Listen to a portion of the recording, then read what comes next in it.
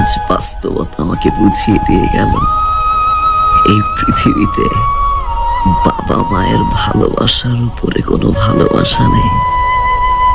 বিশ্বাস করুন, আপনি সব জায়গা থেকে বিতাড়িত হলেও আপনার শেষ আশ্রয়টুকু হবে আপনার বাবা মায়ের কোল, যে কোল আপনাকে আঁকড়ে ধরে রাখবে সারাটা জীবন। ভালোবাসা পৃথিবীর সকল বাবা মায়ের জন্য। ভালো থাকুক, সুস্থ থাকুক আমাদের বাবা মায়েরা।